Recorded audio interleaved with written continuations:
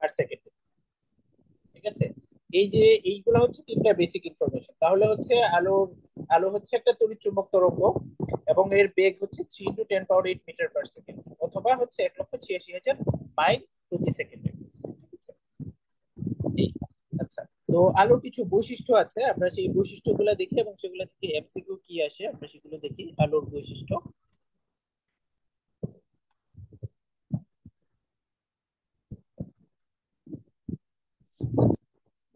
আলোর কি কি বৈশিষ্ট্য আছে আপনারা হচ্ছে দেখেন।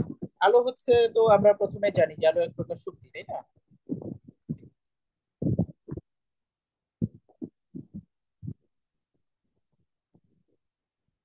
এটা আমরা সবাই জানি, আমরা এই যে একটু আগেও দেখে এসেছি যে আলো এক প্রকার শক্তি।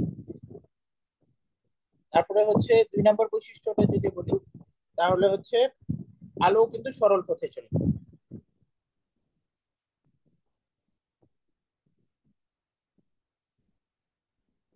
এটা আমরা সবাই জানি মোটামুটি। ঠিক আছে, তার মানে আলোর চলার যে পথটা সেটা হচ্ছে সরল। আলো বাঁকা পথে চলে না, কারণ বাঁকা পথে আলো যেতে পারে না। 3 নম্বর বৈশিষ্ট্য হচ্ছে যে আলোর বেগ তার মাধ্যমের উপর নির্ভর করে। ধরেন আলো হচ্ছে বায়ু মাধ্যমে গেলে একরকম, সেটা হচ্ছে যদি পানির মধ্য দিয়ে যায় তাহলে তার বেগটা একরকম। তাহলে আবার হচ্ছে সেটা যদি অন্য কোনো মাধ্যমে যায় তাহলে তার বেগটা আবার ভিন্ন রকম হবে। ঠিক আছে, তাহলে হচ্ছে আলোর বেগ কিসের উপর নির্ভর করে বলেন তো?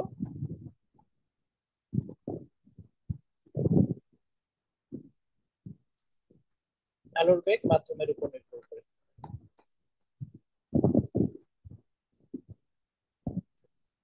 ঠিক আছে, তো হচ্ছে মাধ্যমের উপর বলতে বেসিক্যালি কিসের উপর বলেন তো? মাধ্যমের ঘনত্বের উপর, এটা খেয়াল রাখবেন।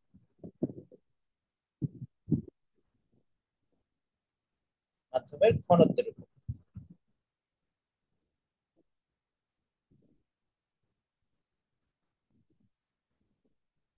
এই ঘনত্ব কিন্তু ওই যে আমরা যে সাধারণ যে ঘনত্ব বলি সেই ঘনত্ব না, এটা হচ্ছে বেসিক্যালি মাধ্যমের কি ঘনত্ব বলেন তো? আলোকীয় ঘনত্ব। আশা করি বুঝতে পারছেন। মাধ্যমের আলোর বেগ কিসের উপর নির্ভর করে? মাধ্যমের আলোকীয় ঘনত্বের উপর নির্ভর করে। ঠিক আছে, তারপরে হচ্ছে আলোর যদি আরো বৈশিষ্ট্য দেখি, যে 4 নম্বর বৈশিষ্ট্য যদি আমরা দেখি, যে আলো হচ্ছে, যে আলোতে এক ধরনের তরঙ্গ শক্তি আমরা বলছি, এই শক্তিটা সঞ্চালিত হয় কিভাবে? তরঙ্গ আকারে, তাই না? তার মানে আমরা এটা লিখি, আলো সঞ্চালিত হয় তরঙ্গ আকারে।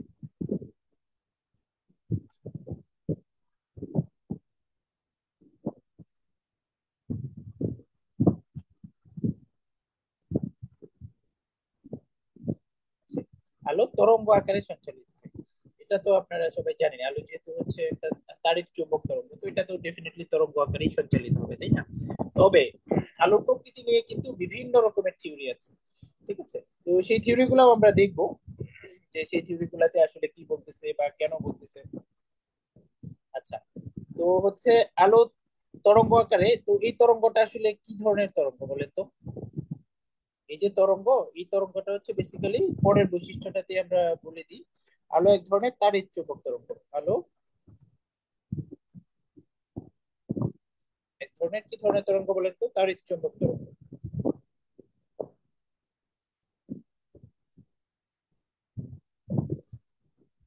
আলো এক ধরনের তাড়িৎ চুম্বক তরঙ্গ।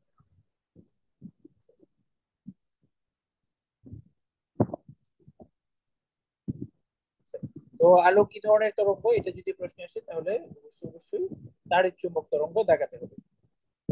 তারপরের বৈশিষ্ট্য যদি দেখি, আচ্ছা এই বৈশিষ্ট্যগুলো মানে হচ্ছে আপনারা জিনিসগুলো মনে রাখবেন কেন, কারণ এই যে এইগুলা থেকে এমসিকিউ আকারে প্রশ্ন আসে। ঠিক আছে, আমি হচ্ছে পরে কিছু প্রশ্ন আলোচনা করবো যেখান থেকে কি ধরনের প্রশ্ন আসে।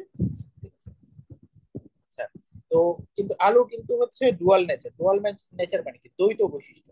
তো আলো কখনো কখনো তরঙ্গ, আমরা এটা লিখি,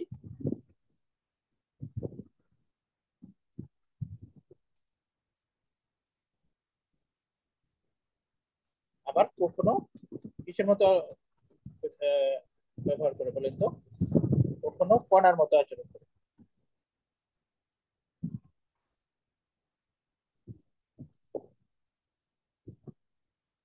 এটাকে আমরা বলতেছি আলোর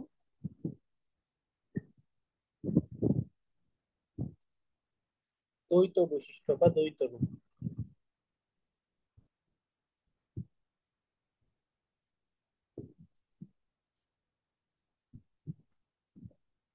বা ইংরেজিতে বলে হচ্ছে ডুয়াল নেচার অফ লাইফ।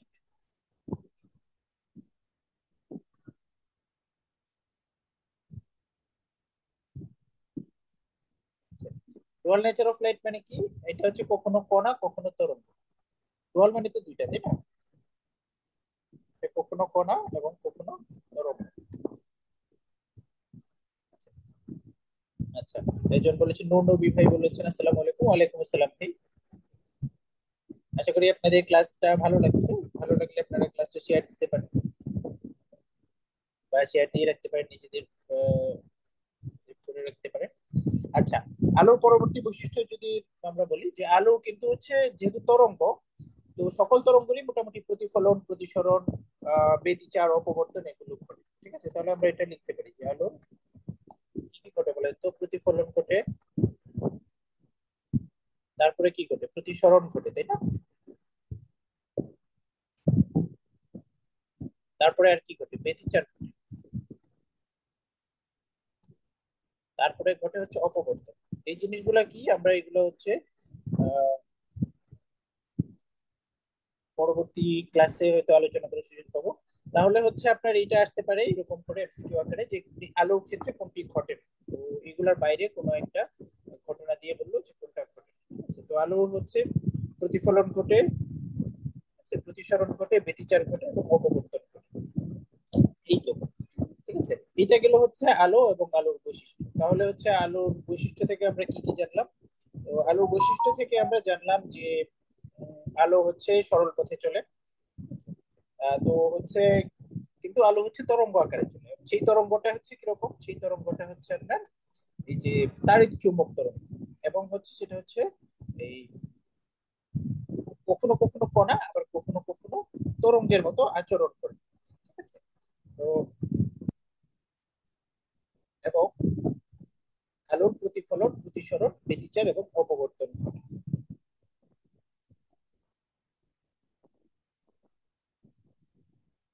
একটু কমেন্ট গুলো চেক করে নিই।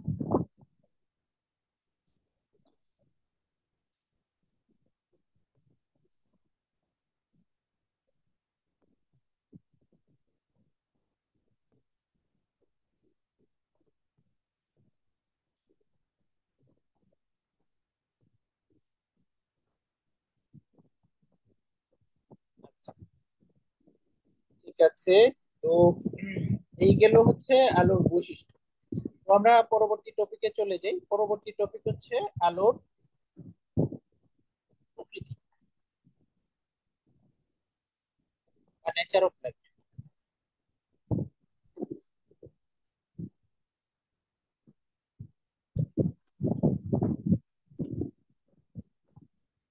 আচ্ছা, আলোর প্রকৃতি নিয়ে আমরা কিন্তু অলরেডি কথা বলেছি, তাই না?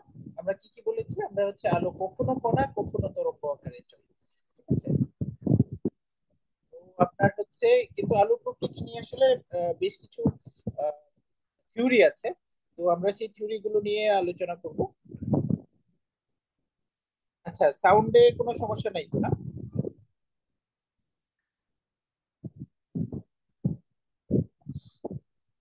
আচ্ছা, তো আলোর হচ্ছে আপনার, আমি হচ্ছে আলোর যে থিওরি গুলা আমি বলি, যেগুলো এক পাশে। আচ্ছা, আলোর তত্ত্ব,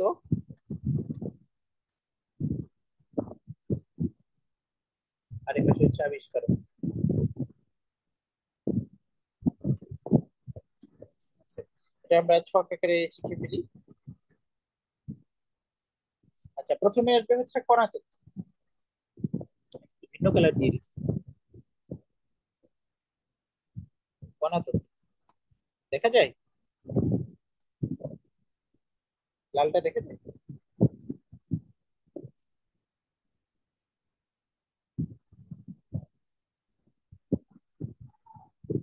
আমার কথা কি শোনা যাচ্ছে না? হ্যাঁ, কথা তো শোনা যাওয়ার কথা।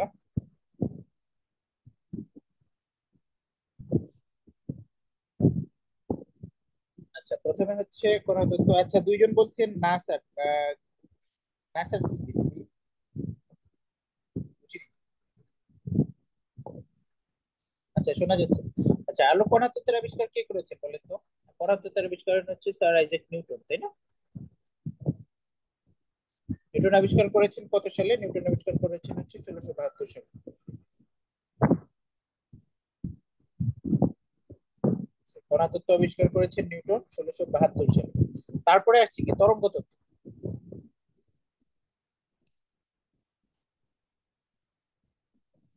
আলোর তরঙ্গ তত্ত্ব, তরঙ্গ তত্ত্ব কে আবিষ্কার করেছেন বলেন তো? তরঙ্গ তত্ত্ব আবিষ্কার করেছেন হাইগেন। এই নামগুলো মনে রাখবেন, খুবই ইম্পর্টেন্ট, প্রিলিমিনারিতে আসার মতো। ঠিক আছে, হাইগেন আবিষ্কার করেছেন কত সালে? 1678 সালে। আচ্ছা, তারপরের তত্ত্বটা কি বলেন তো? তারপরে তত্ত্বটা হচ্ছে আপনার তাড়িৎ চুম্বক তত্ত্ব, তাই না? তাড়িৎ চুম্বক তত্ত্ব।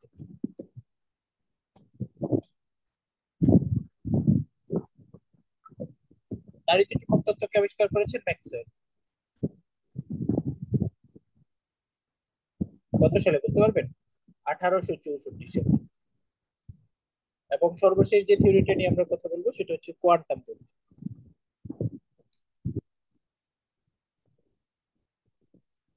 কোয়ান্টাম তত্ত্বকে আবিষ্কার করেছেন উনি ম্যাক্স প্লাঙ্ক, তাই না? এটা আপনারা প্রায় সবাই জানেন। প্লাঙ্ক এটা আবিষ্কার করেছেন কত সালে? 1900 সালে। এই হচ্ছে আলোর চারটা মূল তত্ত্ব। ঠিক আছে, আমি আবার হচ্ছে রিপিট করি। এই যে দেখেন, আপনারা হচ্ছে চাইলে এটা স্ক্রিনশট দিয়ে রাখতে পারেন, এই যে আলোর তত্ত্ব এবং আবিষ্কার। ঠিক আছে, তো প্রথম থিওরিটা হচ্ছে আলোর কণা তত্ত্ব। আলোর কণা তত্ত্ব আবিষ্কার করেন হচ্ছে স্যার আইজাক নিউটন 1672 সালে। এর ঠিক 6 বছর পরে আলোর তরঙ্গ তত্ত্ব আবিষ্কার করেন হাইগেন 1678 সালে। তারপরে তত্ত্বটা আসছে প্রায় 100 বছর পরে, তাড়িৎ চুম্বক তত্ত্ব। এটা হচ্ছে আপনার ম্যাক্সওয়েল আবিষ্কার করেন 1864 সালে। এবং আলোর যে সর্বশেষ তত্ত্ব সেটা হচ্ছে কোয়ান্টাম থিওরি বা কোয়ান্টাম তত্ত্ব, এটা আসছে হচ্ছে আপনার 1900 সালে। আচ্ছা, তো হচ্ছে আপনার আমরা হচ্ছে আলোর বিভিন্ন তত্ত্বের সফলতা এবং ব্যর্থতা এটা আসে পরীক্ষা, যে আলোর তত্ত্ব কোন তত্ত্ব কি কি ব্যাখ্যা করা যায়, ব্যাখ্যা করা যায় না। আমরা হচ্ছে এই টপিকটার হচ্ছে লিখি, হেডিং দিই আলোর বিভিন্ন তত্ত্বের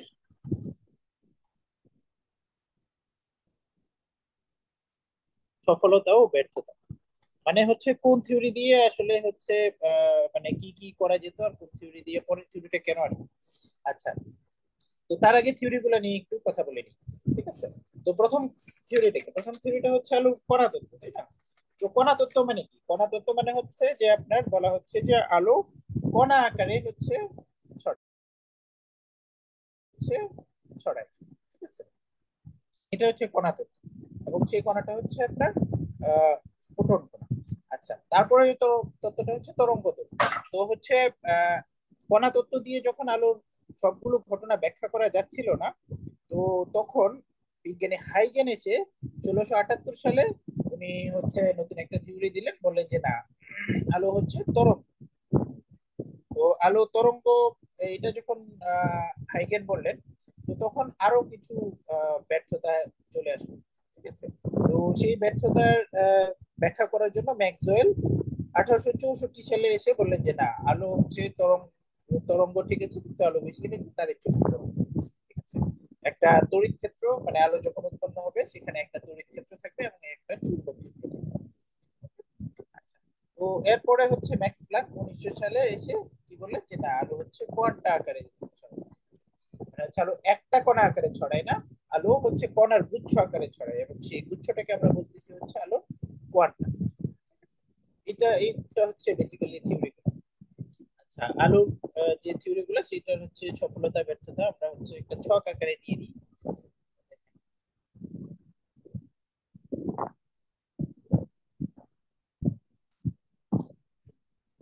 এটা হচ্ছে থিওরি গুলা। এটা হচ্ছে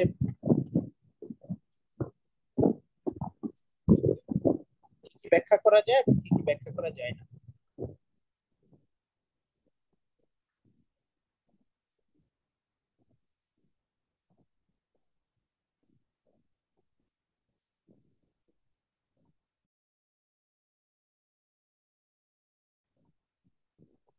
কোন থিওরি দিয়ে কি কি জিনিস ব্যাখ্যা করা যায় আর কোন থিওরি দিয়ে ব্যাখ্যা করা যায় যায় না। আচ্ছা, আলোর প্রথম থিওরিটা কি ছিল? কণা তত্ত্ব, তাই না? তো কণা তত্ত্ব দিয়ে কি কি কণা তত্ত্বের সফলতা গুলা কি? সফলতা মানে কি? ওই জিনিসটা দিয়ে আলটিমেটলি হচ্ছে কি কি ব্যাখ্যা করা যায় আর কি কি ব্যাখ্যা করা যায় না। তো আলো কণা তত্ত্ব দিয়ে কি ব্যাখ্যা করা যায়? আলো যে সরল পথে চলে, এটা ব্যাখ্যা করা যায়। ঠিক আছে, কারণ হচ্ছে একটা কণাকে আপনি কখনোই হচ্ছে বাঁকায় হচ্ছে নিতে পারবেন না। আপনার একটা তরঙ্গ হয়তো বাঁকা পথে যেতে পারে, কিন্তু একটা কণা কিন্তু কখনোই বাঁকা পথে যাবে না। ঠিক আছে, তো তার মানে এটাকে আমরা বলতে পারি যে আলোর ঋজু গতি, তাই না?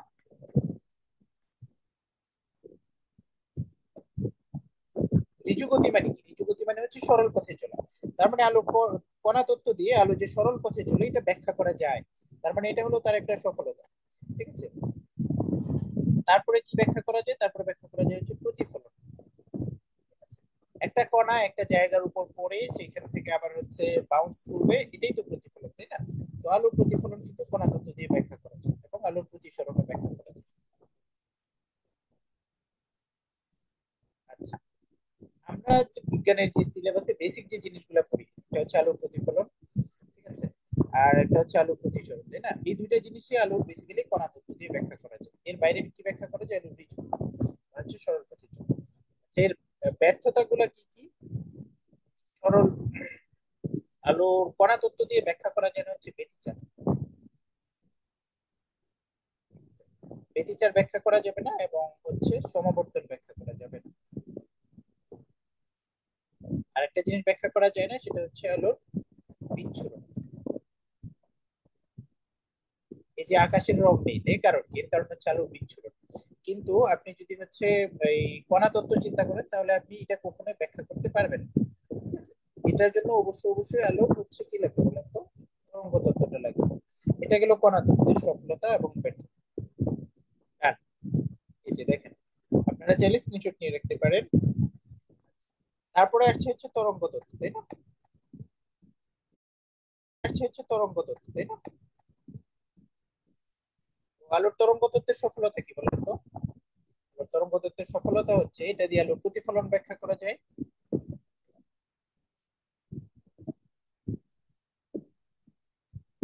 নাম্বার টু কি ব্যাখ্যা করা যায় বলেন তো? প্রতিসরণ ব্যাখ্যা করা যায়।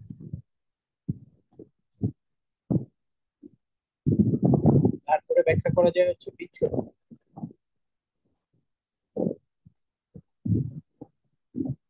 এবং ব্যতিচার। পাঁচটা ঘটনা ব্যাখ্যা করা যায়, অপবর্তন। তো আলোর তরঙ্গ তত্ত্বের ব্যাখ্যা মানে সফলতা গুলো কি কি? আলোর তরঙ্গ তত্ত্বের সফলতা হচ্ছে এটা দিয়ে মানে তরঙ্গ তত্ত্ব দিয়ে আলোর প্রতিফলন ব্যাখ্যা করা যায়, তারপরে ব্যাখ্যা করা যায় আলোর প্রতিসরণ, তারপরে ব্যাখ্যা করা যায় আলোর বিচ্ছুরণ, তারপরে ব্যাখ্যা করা যায় ব্যতিচার এবং তারপরে ব্যাখ্যা করা যায় অপবর্তন। আচ্ছা, তরঙ্গ তত্ত্বের তো কিছু ব্যর্থতাও আছে, তাই না? তরঙ্গ তত্ত্বের ব্যর্থতা খুবই অল্প। এই ব্যর্থতা হচ্ছে সমাবর্তন ব্যাখ্যা করা যায় না, আলোর সমাবর্তন ব্যাখ্যা করা যায় না।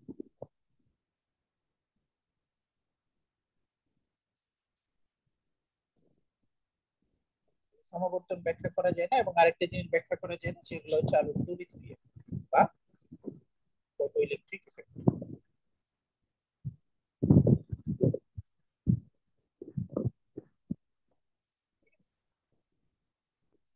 এই দুটো জিনিস হচ্ছে এই যে কণা তত্ত্ব, sorry, আলোর যে তরঙ্গ তত্ত্ব তার হচ্ছে ব্যর্থতা। তরঙ্গ তত্ত্ব কিন্তু বেশ সফল একটা তত্ত্ব, মানে এটা দিয়ে অনেক বিষয় ব্যাখ্যা করা যায়, কিন্তু দুটা জিনিস just ব্যাখ্যা করা যায় না। একটা হচ্ছে আপনার সমবর্তন আর একটা হচ্ছে আলো তড়িৎ ক্রিয়া। তো পরের থিওরিটা আমরা দেখি। পরের থিওরিটা হচ্ছে আলোর তাড়িৎ চুম্বক।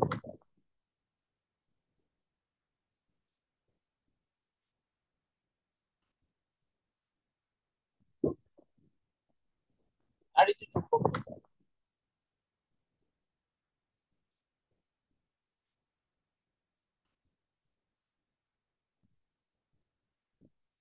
আলোর তাড়িৎ চুম্বক।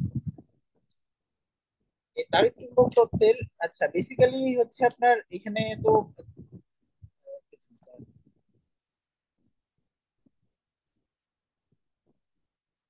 দেখেন আপনাদের প্রিলিমিনারিতে বেসিক্যালি যে কণা তত্ত্ব এবং তরঙ্গ তত্ত্ব এই দুটা জিনিসেরই সফলতা ব্যর্থতা আছে, ঠিক আছে?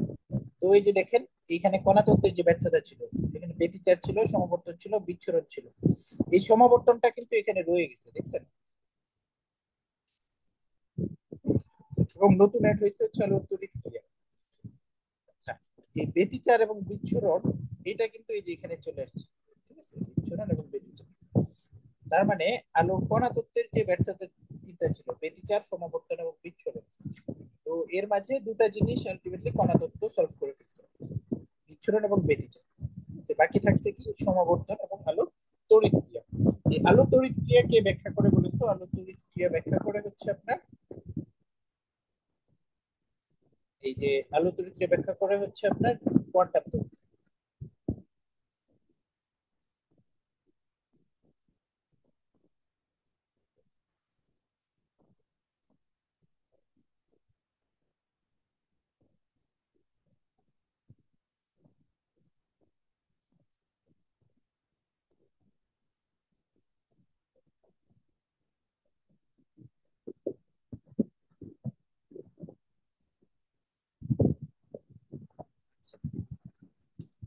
এই তো এই গেল হচ্ছে আপনার এই আহ, যে আলোর যে থিওরি গুলো আছে তার সফলতা এবং তার ব্যর্থতা। তো এর পরবর্তীতে হচ্ছে আমরা যেটা দেখবো যে হচ্ছে আলোর তড়িৎ চুম্বক, তাড়িৎ চুম্বক বর্ণালী, ঠিক আছে? টপিকটা লিখে ফেলি,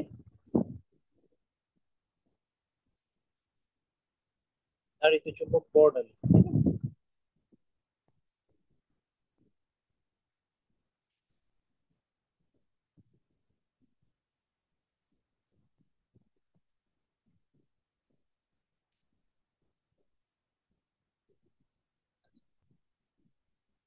তাড়িৎ চুম্বক বর্ণালী পড়ার আগে আমরা হচ্ছে এখানে দেখেন দুইটা জিনিস আসছে। একটা জিনিস আসছে হচ্ছে আপনার বর্ণালী, আর একটা জিনিস হচ্ছে তাড়িৎ চুম্বক।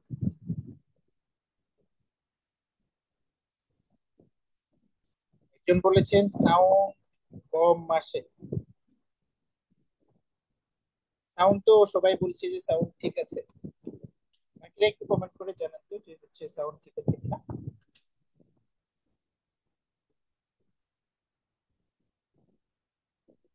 একজন বলেছেন সাউন্ড ঠিক আছে, আচ্ছা ঠিক আছে, ওকে। তো তাড়িৎ চুম্বক মানে কি? তাড়িৎ চুম্বক মানে হলো, এখানে দেখেন তড়িৎ আছে, চুম্বকও আছে এবং বর্ণালী, তিনটা শব্দ। আচ্ছা, তো হচ্ছে আপনার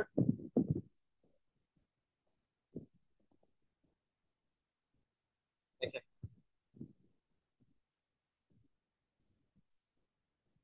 ধরেন এই যে আমরা হচ্ছে একটা জিনিস দেখি, হ্যাঁ, সাপোজ এটা হচ্ছে হাইড্রোজেন, এইচ পরমাণু। আচ্ছা হাইড্রোজেন পরমাণু, আচ্ছা হাইড্রোজেন না, আমরা হচ্ছে হিলিয়াম পরমাণু দেখি। আচ্ছা, হিলিয়াম পরমাণুর ইলেকট্রন বিন্যাস,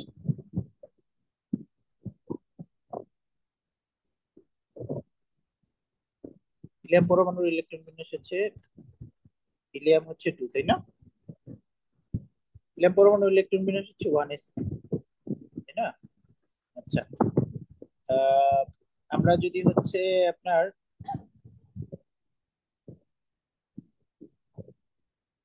সোডিয়াম পরমাণুর ইলেকট্রন বিন্যাস, সোডিয়াম পরমাণুর ইলেকট্রন বিন্যাস হচ্ছে ধরেন 1s2, 2s2, 6, 3s1, তাই না? এই যে দেখেন 3s1, আমরা হচ্ছে হিলিয়ামেরটা পরে আসতেছি, ঠিক আছে? আগে হচ্ছে এক সহজ একটা জিনিস বুঝি।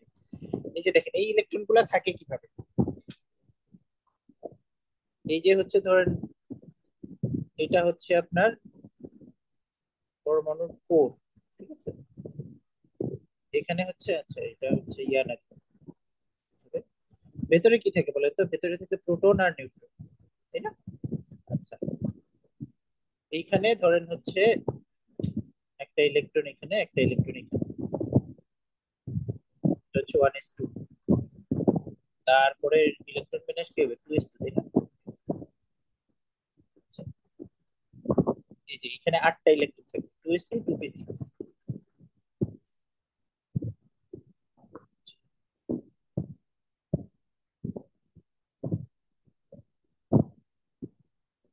এই তো। আচ্ছা, পরের স্তরটা কি বলেন তো? পরের স্তরটা হচ্ছে 3। এই স্তরে কয়টা ইলেকট্রন? এই স্তরে কিন্তু ইলেকট্রন একটা। ঠিক আছে? আচ্ছা, ধরেন এই যে এই স্তরে যে একটা ইলেকট্রন, এই ইলেকট্রনটা যদি কোনোভাবে শক্তি পায়, ঠিক আছে, ধরেন হচ্ছে ব্যাপক পরিমাণে শক্তি, তখন সে কি করবে? লাফ দিয়ে এই স্তরে চলে যাবে। তো বুঝা যাচ্ছে, তাই না?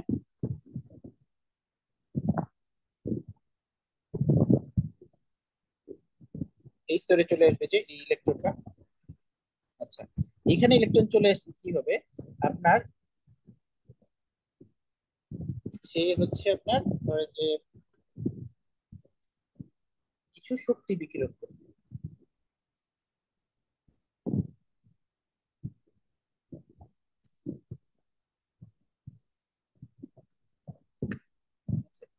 এই যে পরমাণু একটা স্তর থেকে অন্য একটা স্তরে হচ্ছে চলে গেল, কারণ সে হচ্ছে কিছু পরিমাণে শক্তি পেয়েছে। এই যে বিকিরিত শক্তি, এই বিকিরিত শক্তিটাই হচ্ছে আলো। ঠিক আছে? তো এই যে এখানে যে তাড়িৎ চুম্বক একটা ঘটনা ঘটলো, এইটাকে বলতেছি আমরা একটা তাড়িৎ চুম্বক তরঙ্গ উৎপন্ন হলো। আচ্ছা, তো হচ্ছে আপনার আলো, এই যে বিভিন্ন যে আলোর যে বর্ণালীটা আছে বা তাড়িৎ চুম্বক যে বর্ণালীটা আছে, সেই বর্ণালীটাকে হচ্ছে আমরা দেখতে পারি যে এরকম ভাবে। আমরা যদি বর্ণালীর একটা ফিগার ড্র করি, বর্ণালী, তাড়িৎ চুম্বক বর্ণালীটা কিরকম বলেন তো আপনার?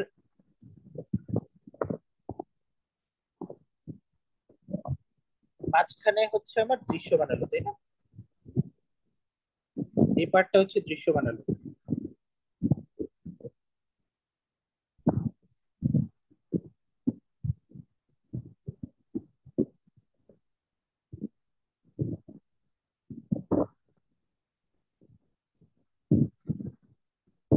এই পার্টটা যদি দৃশ্যমান আলো হয়, এর আগে কি হবে? এর আগে হবে হচ্ছে আপনার আল্ট্রাভায়োলেট রে, তাই না? ইউভি। তার আগে কি হবে? X ray. তার আগে কি হবে বলেন তো? গামা রে। আচ্ছা, আচ্ছা, গামা রে, এক্স রে, আল্ট্রাভায়োলেট রশ্মি, তারপরে এটা হচ্ছে দৃশ্যমান আলো। ঠিক আছে? দৃশ্যমান আলোর পরে কি হবে বলেন তো? এই পাশে কি দৃশ্যমান আলোর এই পাশে কি? এই পাশে হচ্ছে আপনার বেগুনি, তাই না? আর এই পাশে হচ্ছে লাল। আচ্ছা, এই পাশে কি? এই পাশে হচ্ছে আল্ট্রাভায়োলেট বা হচ্ছে সরি ইনফ্রারেড।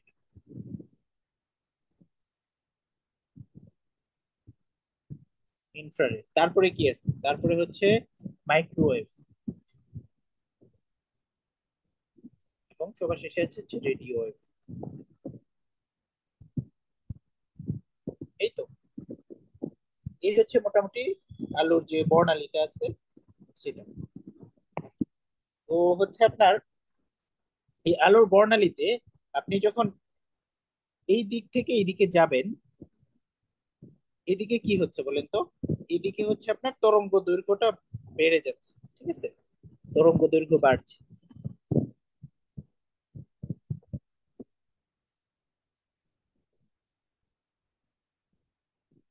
এবং কি কমছে বলেন তো? তরঙ্গ দৈর্ঘ্য বাড়া মানে হচ্ছে কম্পাঙ্ক কমছে।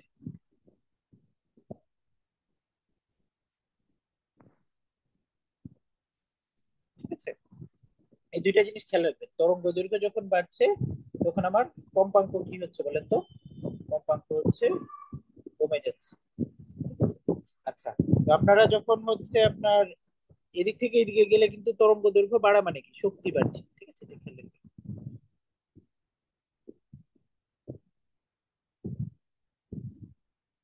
শক্তি বাড়ছে কিন্তু। তরঙ্গ দৈর্ঘ্য বাড়া মানে বেসিক্যালি হচ্ছে শক্তি বাড়া।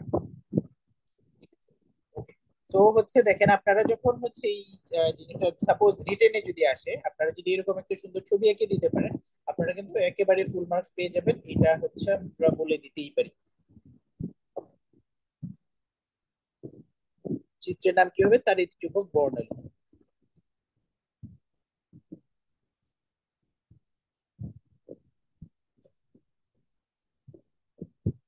ক্লিয়ার?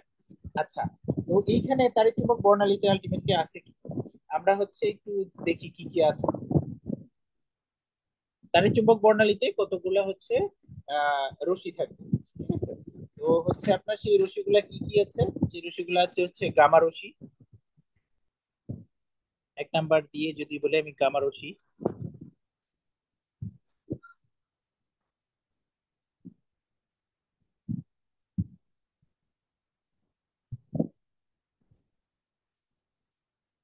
তারপরে আমি হচ্ছে আমরা এগুলার মাঝে কিছু বৈশিষ্ট্য লিখবো এবং কিছু ব্যবহার লিখবো, এই জন্য একটু ফাঁকা রাখতেছি। আচ্ছা, তারপরে হচ্ছে আমি 2 নাম্বারে লিখতে পারি কি বলেন তো? এক্স, এক্স রে, তাই না? X ray. তারপরে ধরেন 3 নাম্বারে যদি আমি লিখি, 3 নাম্বার, 3 নাম্বারে কি হবে? অতি বেগুনি রশ্মি বা আল্ট্রাভায়োলেট রশ্মি, তাই না?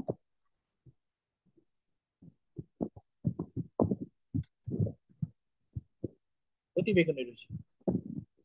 তারপরে 4-এ গিয়ে আমরা কি লিখবো বলেন তো? অতি বেগুনি রশ্মির পরে আসবে হচ্ছে দৃশ্যমান আলো।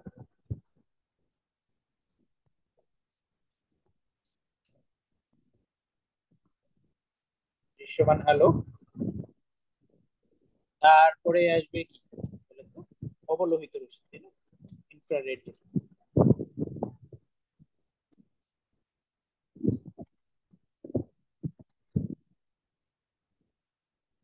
অবলোহিত রশ্মি। তারপরে আসবে মাইক্রোওয়েভ তরঙ্গ।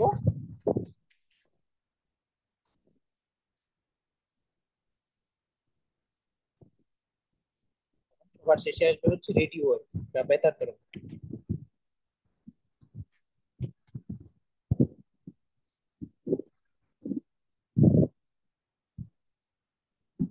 আচ্ছা, একজন বলেছেন আইআর, হ্যাঁ আইআর হচ্ছে ইনফ্রারেড, ইনফ্রারেডটাই অবলোহিত। ওকে, এটা কিন্তু আমি যে সাজিয়েছি, এটা আমি যত নিচ দিকে যাচ্ছি তত কি হচ্ছে বলেন তো? তত আমার, এই যে আমি দেখেন আমি বাম থেকে ডানে সাজিয়েছি, বাম থেকে ডানে গেলে হচ্ছে আপনার শক্তি বাড়ছে, তরঙ্গ দৈর্ঘ্য বাড়ছে এবং কম্পাঙ্ক কমছে। এগুলো হচ্ছে শক্তির ঊর্ধ্বক্রমে সাজানো।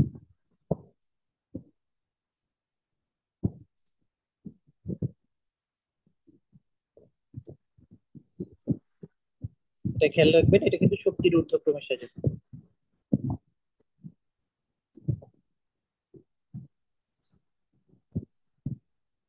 তার মানে আমি যখন নিচের দিকে যাব তত আমার হচ্ছে কি বাড়বে? শক্তি আলটিমেটলি বাড়তে থাকবে, ঠিক আছে?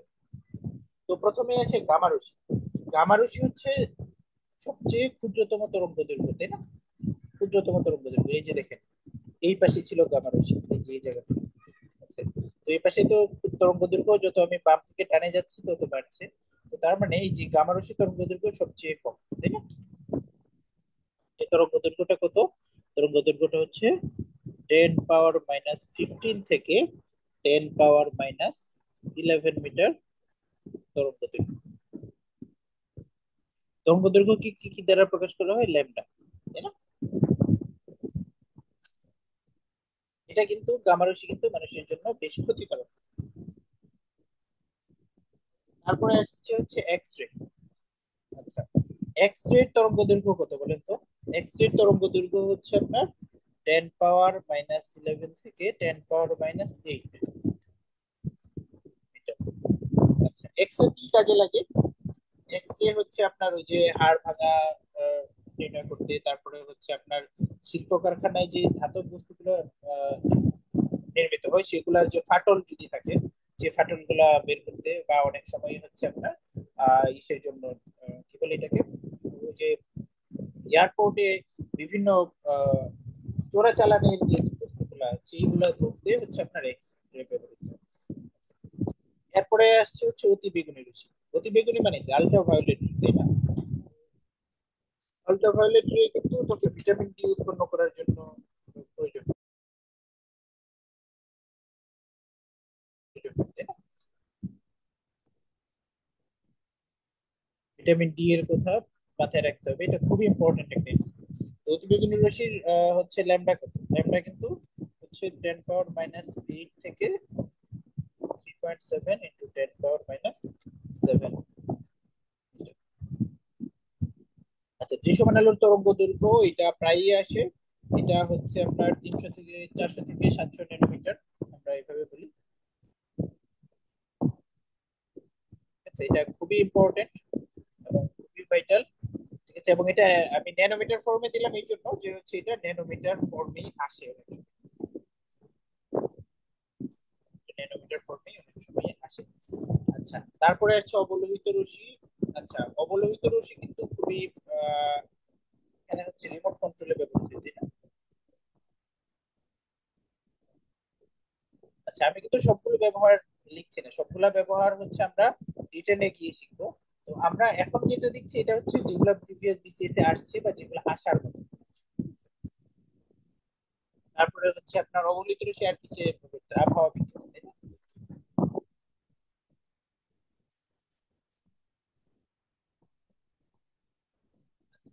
তারপরে আছে হচ্ছে মাইক্রোওয়েভ, মাইক্রোওয়েভ রাডার, টেলিভিশন এবং ফোন। মাইক্রোওয়েভের ব্যবহার হচ্ছে রাডার, টিভি,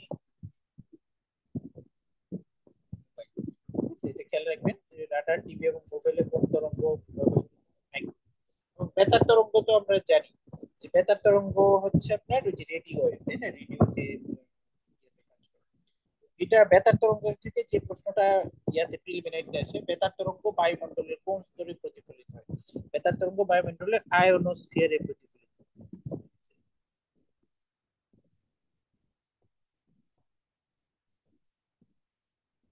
এটা খেয়াল রাখবেন, আয়োনোস্ফিয়ারে প্রতিফলিত।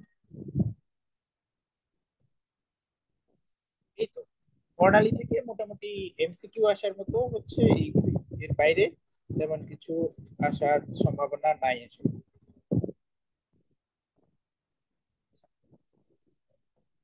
এই গেল হচ্ছে বর্ণালী। আচ্ছা, তো আমরা হচ্ছে এরপরে আলটিমেটলি আমরা কি দেখবো, এরপরে হচ্ছে আপনার আলটিমেটলি আমরা দেখতে পারি সেটা হচ্ছে যে এই যে দৃশ্যমান আলো, যে দৃশ্যমান আলো নিয়ে আমরা একটু কথা বলি, কারণ এই আলোটা যেহেতু আমাদের ভিজিবল, তো এই আলোটা হচ্ছে আমাদের একটু বিস্তারিত জানতে হবে, প্রশ্ন আসে।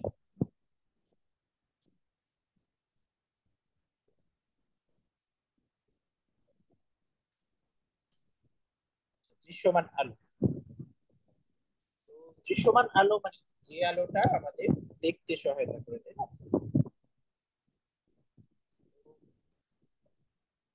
এটা হচ্ছে আমার তরঙ্গ দৈর্ঘ্য যদি বলি 4 × 10⁻⁷ মিটার, 7 মিটার থেকে 7 × 10⁻⁷, আমরা বলতে পারি 400 ন্যানোমিটার থেকে।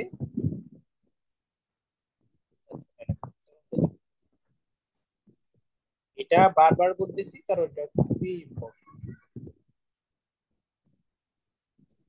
যে কোনো ভাবে আসতে পারে 4 × 10⁻⁷ থেকে 7 × 10⁻⁷ মিটার, আবার আসতে পারে হচ্ছে আপনার 400 থেকে 700 ন্যানোমিটার, এভাবে আসতে পারে। ঠিক আছে, তো দৃশ্যমান আলোর মাঝে মূলত হচ্ছে সাতটা রং আমরা হচ্ছে বলি। আমরা হচ্ছে আহ, ইংরেজিতে ভিআই, ভিগুলোর আমরা যেটা ভি আই ওয়াই ও আর, তাই না? আর বাংলায় বলি হচ্ছে ভি মানে কি ভায়োলেট, তাই না? ভায়োলেট মানে কি বেগুনি। তারপরে আই মানে কি ইন্ডিগো।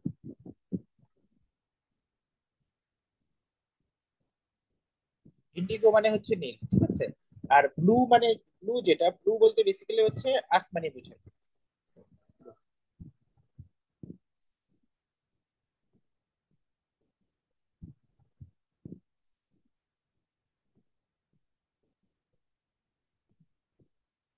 আচ্ছা, জি মানে কি গ্রিন। গ্রিন মানে তো আমরা জানি সবুজ। তারপরে আসছে হচ্ছে আপনার ওয়াই ইয়েলো,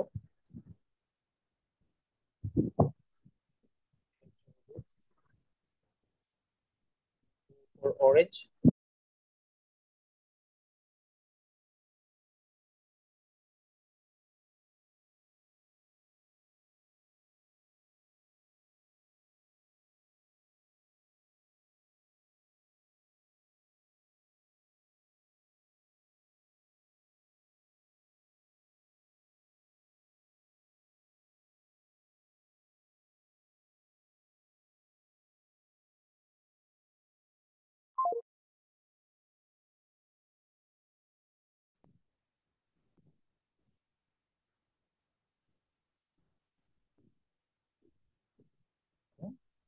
আবার লাস্ট হচ্ছে রেড।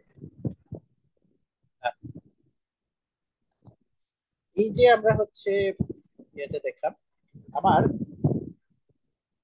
থেকে যত নিচে যাবে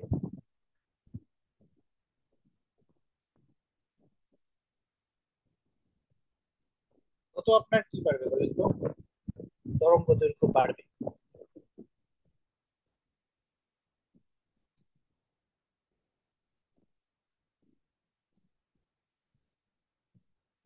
তরঙ্গ দৈর্ঘ্য বাড়বে নাম্বার ওয়ান। নাম্বার টু হচ্ছে শক্তি বাড়বে।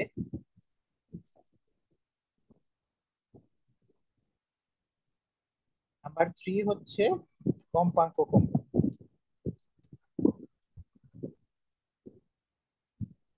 এই জিনিসটা কিন্তু খুবই ইম্পর্টেন্ট, মানে হচ্ছে এটা হচ্ছে আমাদের পরবর্তীতে কাজে লাগবে। উপর থেকে যখন নিচে যাব মানে হচ্ছে বেগুনি, নীল, আসমানি, তারপর হচ্ছে সবুজ, হলুদ এবং কমলা। তো হচ্ছে এর উপর থেকে যত নিচে আসছি তত তরঙ্গ দৈর্ঘ্য বাড়বে এবং শক্তি বেড়ে যাবে, কিন্তু কম্পাঙ্কটা কিন্তু কমে যাবে। এবং এই ইনফরমেশনটা আমাদের পরবর্তীতে বিভিন্ন জিনিস ব্যাখ্যা করতেও কাজে লাগবে। আচ্ছা, তো আপনার এখানে হলুদটাকে বলা হয় মধ্যরাশি।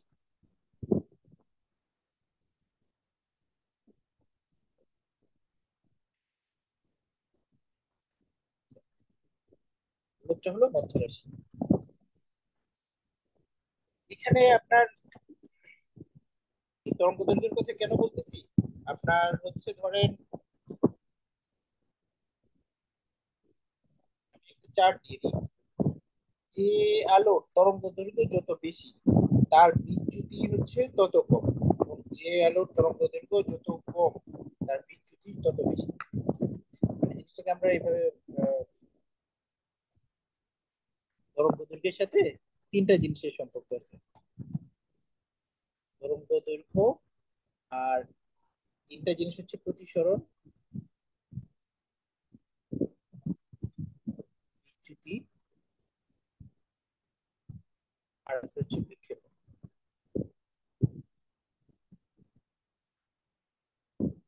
তরঙ্গ দৈর্ঘ্য যত বাড়বে, তরঙ্গ দৈর্ঘ্য বাড়লে এগুলো কমে যাবে। তার মানে কি, লাল আলুর তরঙ্গ দৈর্ঘ্য সবচেয়ে বেশি, তাই না? এটা তো হচ্ছে এর আগের একটা এমসিকিউ আসছে, তাই না? আমরা তো নিচে যেহেতু আসছে তরঙ্গ দৈর্ঘ্য সবচেয়ে বাড়তে থাকবে, তার মানে লালের তরঙ্গ দৈর্ঘ্য সবচেয়ে বেশি।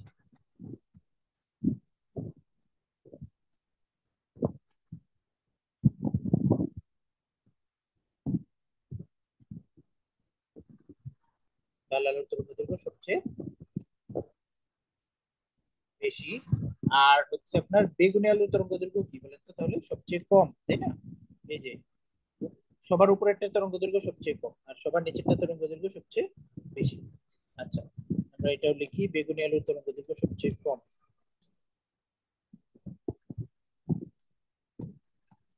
বেগুনি আলুর তরঙ্গ দৈর্ঘ্য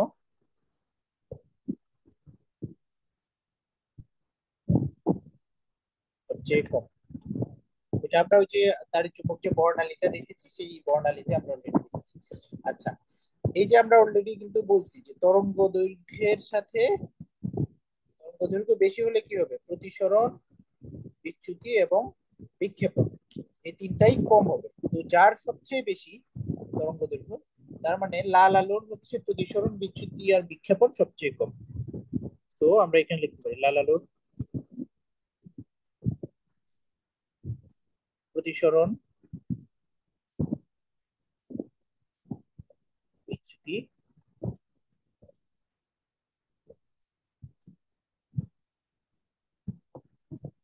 সবচেয়ে কম, তাই না?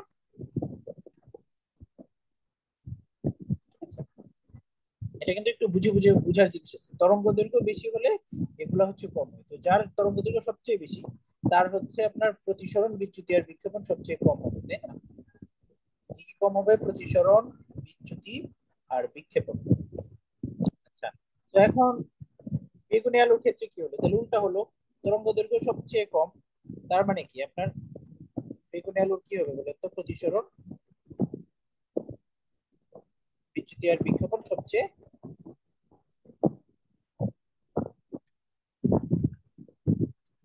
প্রতিসরণ বিচ্যুতি আর বিক্ষেপণ, তিনটা জিনিস সবচেয়ে কি বলে তো বেশি।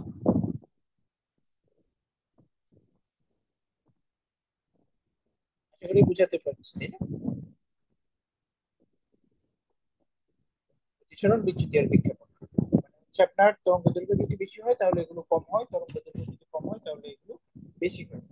আচ্ছা, এখন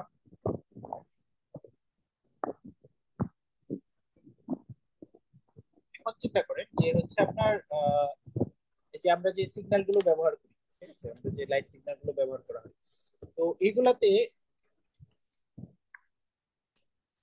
কেন হচ্ছে লাল আলো ব্যবহার করা হয়, এটা আপনারা কেউ ব্যাখ্যা করতে পারবেন?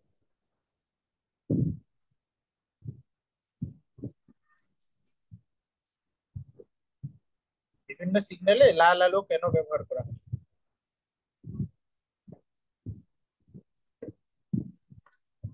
আমাকে দেখা যাচ্ছে না?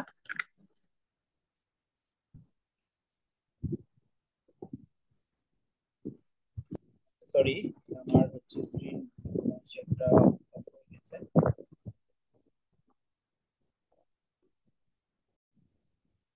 বিচ্ছুরণ সবচেয়ে কম, লাল আলোর বিচ্ছুরণ সবচেয়ে কম, এই কারণে ওই যে বিভিন্ন যে সিগন্যাল গুলো ব্যবহার করা হয় সেই সিগন্যাল গুলোতে আহ, সবচেয়ে বেশি হচ্ছে আহ, লাল আর রং ব্যবহার করা হয়। কারণ বিচ্ছুরণ কম হলে কি হবে বলেন তো? বিচ্ছুরণ কম হলে সেখানে আপনার হচ্ছে ওইটা দিকে ছড়ায় কম যাবে। ক্লিয়ার? তরঙ্গ দৈর্ঘ্য বেশি, দূর হ্যাঁ, এই যে জিহাদ হুসাইন ভাই ঠিক বলেছেন, তরঙ্গ দৈর্ঘ্য বেশি, বেশি দূর থেকে দেখা যায়। Very good. আপনারা তো সবই জানেন, দেখা যায় আপনাদের বেসিক যথেষ্ট ভালো। আচ্ছা, আমার ভিডিও দেখা যাচ্ছে না, না স্ক্রিনটা শুধু দেখা যাচ্ছে?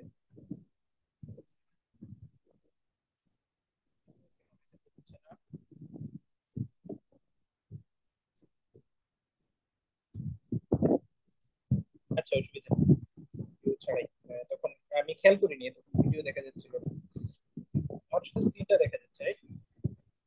আচ্ছা, এই জন্যই একজন বলেছেন যে হচ্ছে সামনে এসে কথা বললে ভালো হয়। আচ্ছা, ঠিক আছে, বুঝছি। আহ, আমি দুঃখিত যে হচ্ছে আমাকে যে দেখা যাচ্ছে না, আমি তখন খেয়াল করি। ঠিক আছে।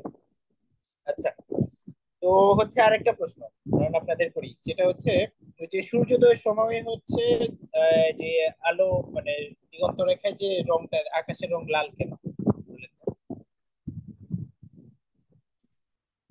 প্রশ্নটা হচ্ছে সূর্যোদয়ের সময় দিগন্ত রেখায় লাল দেখা যায় কেন, বা আকাশ নীল কেন?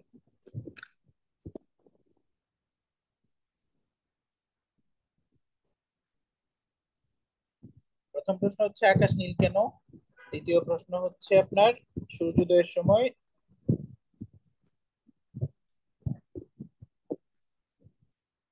একজন বলেছেন সেলিনা আক্তার বলেছে বিক্ষেপণের জন্য। Very good. সূর্যোদয়ের সময় লাল আলো দেখা যায় কেন?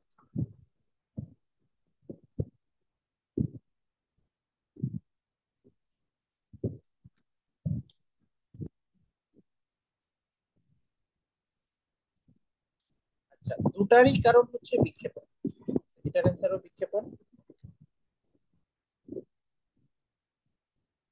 এটার অ্যান্সারও হচ্ছে বিক্ষেপণ।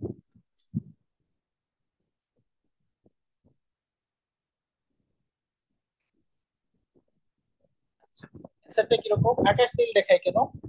আকাশ নীল দেখানোর কারণ হচ্ছে আপনার নীল আলোর, আমরা যেখানে দেখে আসছি তাই না, নীল আলো এই যে যত উপরে তার বিক্ষেপণ তত বেশি, এখানে যে নীল আলোটা সে কিন্তু বেশ উপরে, ঠিক আছে? তো তার মানে হচ্ছে নীল আলোর যেহেতু তরঙ্গ দৈর্ঘ্য কম, তার বিক্ষেপণ বেশি, ঠিক আছে? তো বিক্ষেপণ বেশি মানে কি? বিক্ষেপণ বেশি মানে যে আমাদের যে ইয়াগুলো আছে, বায়ুর যে উপাদানগুলো আছে আপনার, কি কি আছে বায়ুর উপাদান বলেন তো? আহ, ধূলিকণা আছে, তারপরে জলীয় বাষ্প আছে। এই জলীয় বাষ্প গুলাতে এই সরি নীল রংটা হচ্ছে বিক্ষিপ্ত হয়, বিক্ষিপ্ত হয়ে আপনার চারদিকে ছড়িয়ে পড়ে, ফলে আকাশটা নীল দেখায়। এখন ধরেন যে এইরকম একটা প্রশ্ন প্রিলিমিনারিতে আসছিল, সেটা হচ্ছে যে যদি আকাশে বাতাসে ধূলিকণা না থাকতো তাহলে আকাশের রং কেমন হবে? এই প্রশ্নটা অ্যান্সার দেবেন। যদি বাতাসে ধূলিকণা না থাকতো তাহলে আকাশের রং কি হতো?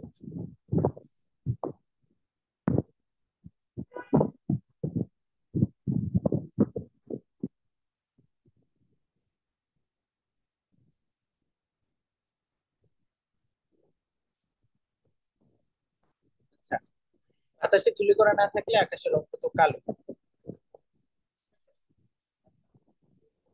সূর্যোদয়ের সময় আকাশের রং লাল দেখায় কেন? কারণ একজন বলেছেন অলরেডি, লাল আলোর তরঙ্গ দৈর্ঘ্য সবচেয়ে বেশি। লাল আলোর তরঙ্গ দৈর্ঘ্য সবচেয়ে বেশি হয়, বিক্ষেপণ সবচেয়ে কম হয়। ঠিক আছে, বিজ্ঞাপন সবচেয়ে কম হলে কি হয়, সূর্য যখনই উঠা শুরু করে লাল আলোটা সবার আগে চলে আসে। তো বাকি আলোগুলো হচ্ছে আপনার সেইভাবে আসে না, এই কারণে হচ্ছে আপনার তখন আলোটাকে লাল দেখে, সরি, সূর্যটাকে লাল দেখে। তো আমরা হচ্ছে আজকের ক্লাসটা হচ্ছে থিওরিটিক্যালি লেন্দি করব না। নেক্সট দিন আমরা হচ্ছে আপনার পরবর্তী যে টপিক গুলো আছে লাইটে, এই টপিক গুলো নিয়ে আলোচনা করব। তো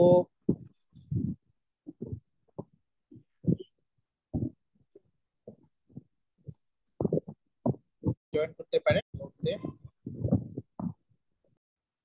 কারো কোনো প্রশ্ন থাকলে প্রশ্ন